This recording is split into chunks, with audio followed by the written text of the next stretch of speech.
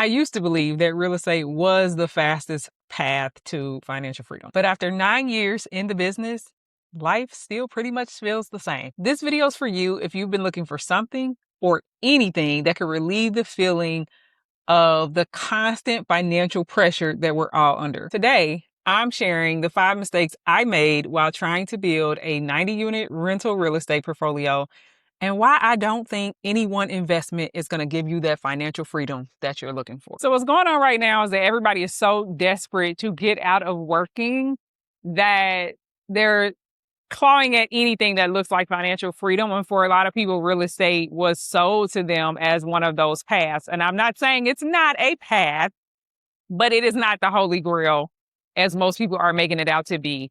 I recently discovered that I myself have been on a work by choice journey for probably the last decade or more, probably for as long as I've had a job. I've been trying to figure out how to be able to work by choice. And so the person who actually introduced me into real estate investing at the time, she didn't work. And so it seemed like this is the path. It's how you get financial freedom. It's how you get the freedom to do your own thing and do whatever you want to do. And so I went after it. And then I didn't just buy a property or two. Like I jumped in with both feet, legs, arms, everything I had and went all in. And I made a ton of mistakes. And today I want to talk about those mistakes and the things I've learned from them. But I think the main takeaway from all the mistakes, the 9-year journey, everything that I've been through is that no single investment is going to lead to financial freedom. When you look at most successful entrepreneurs or investors or whatever they all have multiple things going on. And it's really those early decisions that they made that really helped them create the freedom, not necessarily locking in into one particular type of investment, but it was really the decisions. And one thing that I did right before I get into all my mistakes is that the financial freedom pathway that I took focused on acquiring assets, and acquiring assets is 100% necessary to being able to work by choice and being able to have money flow to you as opposed to having to trade your time for money. So I did do that right. And I do think that's the key to this freedom that everybody's looking for is, are you acquiring assets of any kind? And so there are multiple types of assets. There's stock, there's real estate, there's YouTube videos are assets, there's books, there's anything that you can create once or purchase once and it continue to work for you on your behalf. And so if I look at the very first mistake that I made is that when I got into real estate, I didn't really know what it was going to take from me or how much work it was going to take to keep that asset alive. And so my very first mistake was going all in on an asset type that didn't really support the kind of lifestyle that I wanted. And what I mean by that is when I only had a few properties, it was very easy to manage. It didn't impede on my life. It didn't really feel like a second job. But once I got deeper and deeper and deeper into the real estate game, it took on a whole life of its own. It became another job. And now 9 years later, I'm like, I didn't really sign up to have another job. Now, of course, I could outsource a lot of the annoying parts of the job to a property manager. I have other videos on this channel about how I have not had great experiences with property managers. However, if you are willing to sacrifice your profitability for your sanity, then go ahead and get a property manager. They will take you for everything you have. And you might not make any money, but you also might not lose any money. Who knows? You might just tread water for a while, but you won't have the headaches. And so I did that at first, and then I transitioned over to, I need to make more money. So I'm going to take this on myself, and I'm going to make better decisions, and I'm going to lower costs, and I'm going to do all these things. But what I didn't realize is that in my journey to doing that, I took on a lot of the problem areas of the business that, because I have an engineering background, like there's no problem I can't solve. And I'm like, of course I can optimize, and of course I can make this easier and better. But I didn't realize that like, you're going to have to keep doing that. And if you're going to take it on and you're going to put your engineering brain to something, you might always have to put your engineering brain toward it. And so it's like, if I'm doing that at work, I don't also want to do that for my asset business as well. So I think at the end of the day, what I was really looking for was flexibility.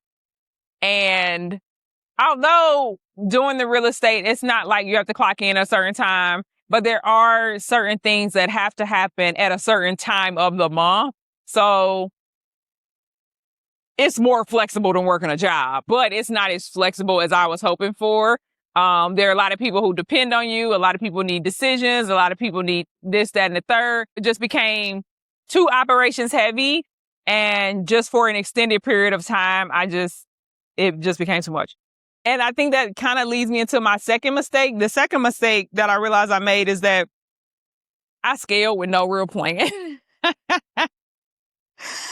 I didn't really know what success would look like. And so I just kept buying and buying and buying. And now it's funny because I was watching one of Alex Hormozy's videos recently, the other day, and he was talking about how if you build a business like a 6-figure business, that's as far as you're going to be able to go. But if you really want a 7-figure business or a $10 million business, like, you have to build it like that from the very beginning. And I was like, that's it. That's the problem. When I first got into buying real estate, I didn't build a business like it was going to eventually be 100 doors. And so a lot of the things that just happened over time, it just felt like I was always scrambling, trying to, like, what used to work doesn't work anymore. And now we're too big for this. And now we got too many maintenance requests. And now it's just, everything just got bigger than what we had capacity for. And I think that was the main issue. And I think, like, to be fair, when you've been an employee for, your entire experience has been being an employee, it's difficult to say that, oh, I'm going to build this business and I'm going to already set out, for it to be a 7-figure business and I'm going to put everything in place and blah, blah, blah. I mean, I don't know if that's realistic, but I do think give it a little more thought than I did. I think after the first 7 doors, when the moment I decided to buy 8 buildings a year, that is the moment where I should have started building infrastructure for at least a 10x business, right? If I had 7 at the time, I should have started building for 70. I should have started building for 100. And maybe a lot of the headaches that I had, maybe I could have bypassed them because I would have already had the right processes and systems in place, as opposed to, like, building in emergency, building when something is needed in that exact moment. I may have been able to build from a place of leisure. So maybe that was another area where, had I gone to it with a different strategy, I could have avoided a lot of headaches. Mistake number 3 is that I kept people in roles way too long. I kept people in roles too long, and in roles where they were not necessarily the best person for the job. And I think that's because I am a long distance investor. It's almost like once you create, like, your network of people that you trust, of people who they're going to do what they say and that they somewhat have your best interest in mind, it's kind of hard to let those people go, to be honest. Because I think the hardest thing in business is to find people that are trustworthy and that have a good work ethic. And even large companies, they say this all the time. It's like, you hire for character. And I think I may have hired for character in some places where there was nobody to fill the gap when the skill wasn't there. Like, you can hire for character when you're on the ground and you can fill the gaps where the skills is lacking. But when you're not there, you really need somebody who has the exact skill set that you need. And when you realize that they don't have the skills that you need, what happened with me is that I stepped in and I started trying to take on more and more of what other people should have been managing, versus just cutting the cord and trying to find those right people. But it's almost like once the train has left the station, right, I can't stop the real estate operations while I'm searching for a person. And so a week turned into a month turned into a year. So for my core team, I definitely think you have to be open to being completely honest about their real skill set and what they're good at, and not necessarily coming from a perspective that, oh, I can train them to do everything, because sometimes you just can't. Now, when it comes to vendors, it even took us a while to start firing vendors. Like, now I fire vendors left and right. But it's like, if you find a really good guy who does carpet or who does painting or who does whatever it is you need, if you find a really good guy, his workmanship is spot on, his attitude is terrible, the tenants don't want to deal with him, you're getting complaint after complaint after complaint. And it's like, once it gets to the point where you're creating more work for me by doing business with you, like, I got to cut it off. I just said in mistake number 1 that, like, the business became an operational nightmare. It took me a long time to realize that a lot of those nightmares were within my control. Like, I could let certain people go. And now that's my philosophy, is that if you are creating more work, you got to go. Right? We're only interested in working with people who are adding solutions, who are adding value.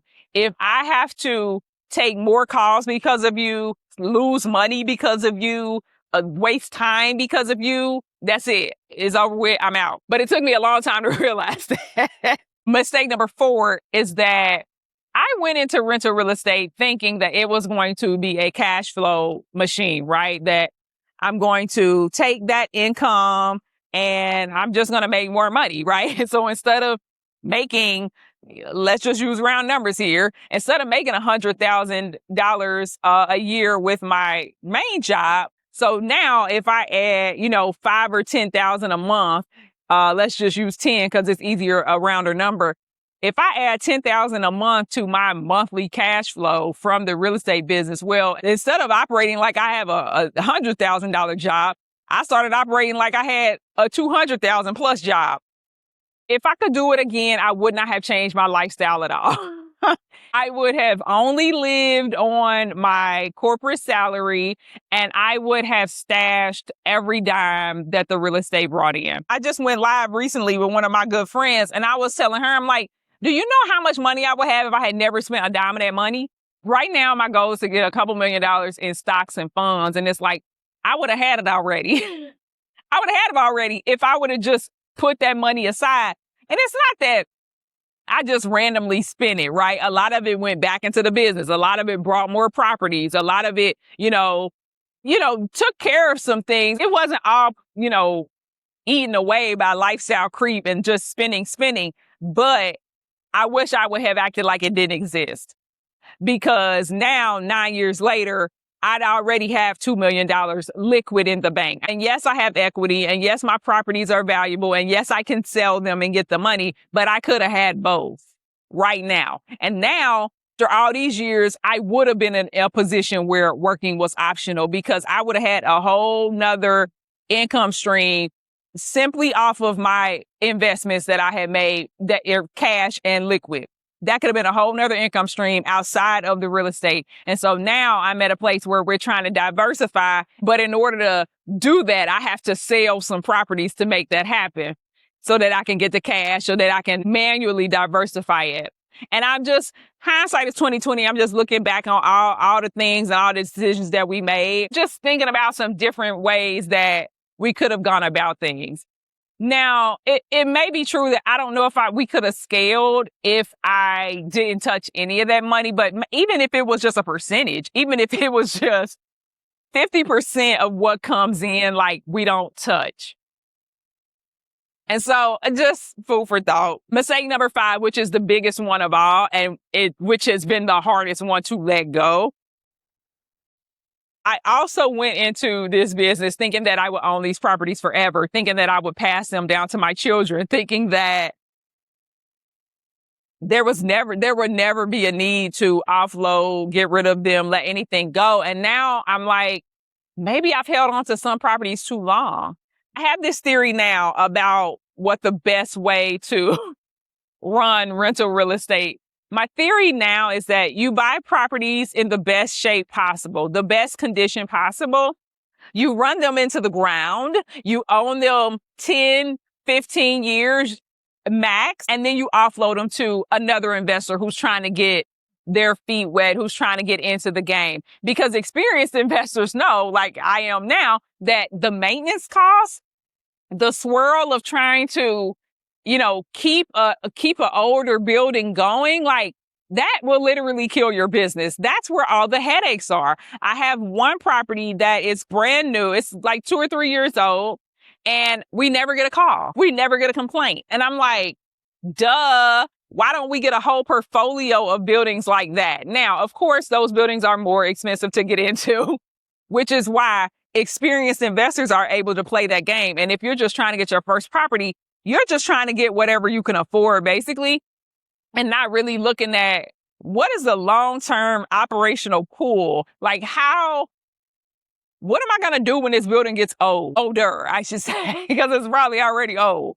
But that's something else I'm thinking through now. Like, what is that sweet spot of how the age of a property where it's operating, it's cash flowing, and it's not a headache? And what I'm realizing very slowly is that I have a lot of headache buildings that I should have been got rid of if I was of the mindset that I could get rid of them. Once I had locked in on real estate is my path to financial freedom, I think I subconsciously cut off other opportunities that may have been easier, that may have worked better for my lifestyle. And the other thing I'll say, another symptom that comes from holding on to older properties too long is that you end up sinking money into them that you will never get back. I'm selling a property right now, and a lot of the investments that we made, we had to put in a new driveway. We had to put up a new fence around the property because it was just falling down and dilapidated. It's like if you're going to buy a property and you're going to turn the units around and you're going to try to get better tenants there, well, you can't do that in a dump. But a lot of that money that you spent trying to get the building functional, it really just takes away from your equity and takes away from the payday that you were going to get at the end of the day, right? Because on the surface, the payday looks great. It's like, I'm going to walk away with $100,000 after I pay the mortgage off. But then it's like, well, but I put 40 into it that I'm not going to get back, right? It didn't add to the appreciation. Like the people who are buying it, they're not paying me anymore because it's a brand new parking lot. You know what I mean? It's almost like, when it's over, it's over. And when it's old and it's tired, it's over. I've become okay with letting properties go when they no longer fit the mold. And I think it took me entirely too long to figure that out, because I'm saying I don't want to spend all this time on operations issues with this business. It's like, well, just sell some of them and go do the other things that you want to do. So that's exactly what I'm doing now. And that's what I would recommend for anybody trying to get their freedom funds off the ground. It's like, don't invest for what you can do today. Make the investment based on where you want to be 5 to 10 years from now. And then maybe go talk to somebody who's where you want to be 5 to 10 years from now. Because I think most of the people I took investment advice from, they were where I wanted to be in that moment, not necessarily where I wanted to be in the next 10 years. So I probably should have looked at what they had going on and figured out how to elevate it, figured out how to expand it, figured out, okay, what is this going to look like, when I'm in my 40s? Am I really going to want to do all that? So don't try to build wealth based on what everybody else says is going to work and is a great idea. You have to put in perspective what you want to do. I get a lot of comments from people about they love working on properties. They're handy. They're this, they're that. Real estate might be your thing. Because if you are excited about doing some hands-on work, it won't bother you that you have a lot of that to do. But that's not what I want to do. So I had to be honest with myself. And it's like, what long-term investments, what wealth vehicle actually suits what I want to do. I was just sharing in my last video about how you can't avoid the work. Like, you might not have to work for a job. You might not have a boss, but you're going to do some sort of work, and you might as well make it enjoyable work. And it might as well be work that gives you more options and more leverage. I think that's what I'm looking for now. Less about more money, more about more options, more leverage, more opportunities beyond being locked into something that may or may not work for you in the long run. My name is Jerry, and if you're still here, do me a favor, go ahead and give that like button a smash. We're going to keep building that confidence so we can keep building that cash. You can get a behind the scenes look at my businesses over on Substack at Confidence is Cash. And if you like the playbook, the actions, everything I did wrong, and the cheat code not to make the same mistakes I did, you're going to want to grab the ASAP, the action steps and playbook. I create one for every episode. The link is in the description. Thanks so much for watching. I'll see you guys in the next one.